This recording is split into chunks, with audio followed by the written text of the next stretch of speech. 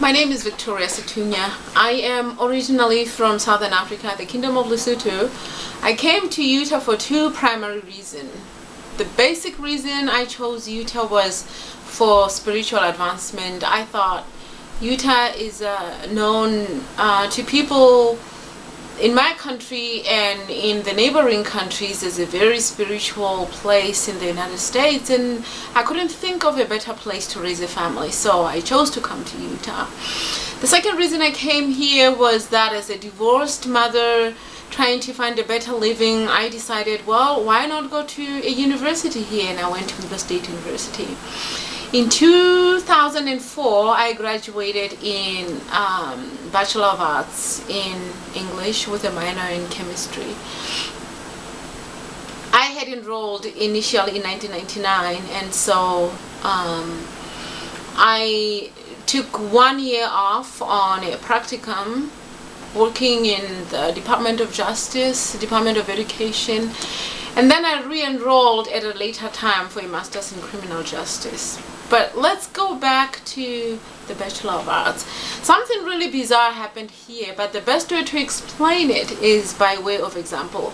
Imagine that you go to a restaurant, you order something on the menu, and this restaurant is the type where you walk in and there's a menu on the wall and you pick what you want, you pay for it, you sit down, and the server brings you whatever you ordered.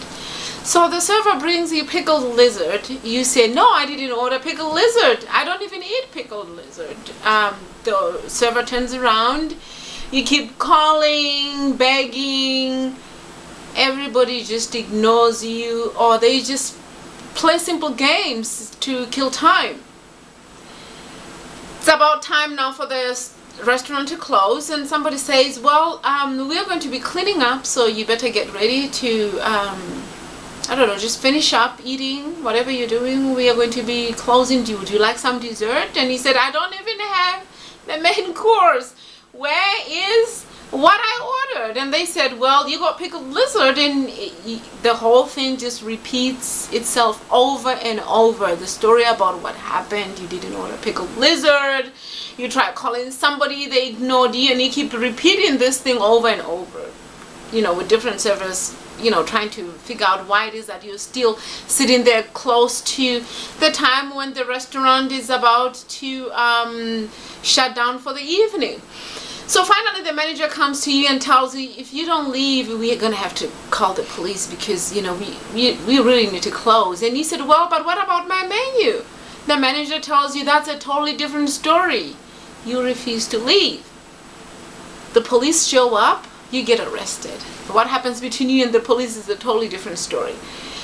That is the essence of what happened to me at Weber State University. I enrolled for Bachelor of Arts, graduated in Bachelor of Arts in English in 2004, but the university issued me a diploma that says I graduated in 2005. And they said the reason why that happened is that they had a computer glitch. I don't care about the glitch. I care that they were paid in full for the courses that I registered for and for the classes that I actually enrolled in. And that is what I need to be rewarded in. My diploma should reflect precisely that. 2004 in the Bachelor of Arts in English. Believe it or not, this ended up in the court. Attorney General Mark SHURTLEFF was his office was defending the university to say that I graduated and that the university has no obligation to issue the diploma and other credentials that were affected by the purported glitch. Whether or not the glitch thing exists is really none of my concern. It's not my business. What I'm concerned about is that the university values the integrity of an African woman, of any student trying to better his or her life. I paid money for the goods, and I deserve no less in return.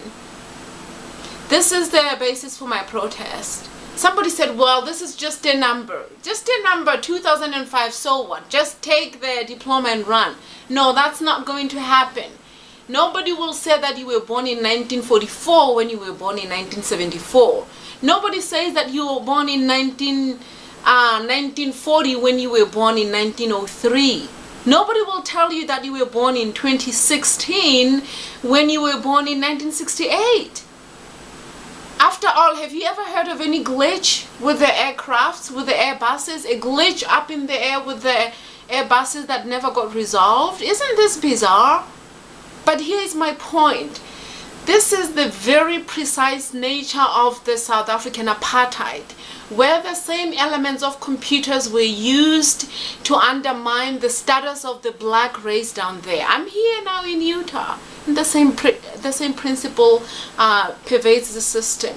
It's very unfortunate, but I'm here to protest. Some people say, well, it's just a number. I'm saying it's just a number, but we have to use the right numbers. And this is my message to Mark Shurtleff's Attorney General's office in Utah, that I will not allow a second chance to be dehumanized again. This is what I fled from South Africa, and I will not allow it to happen to me again in Utah. And that is my position.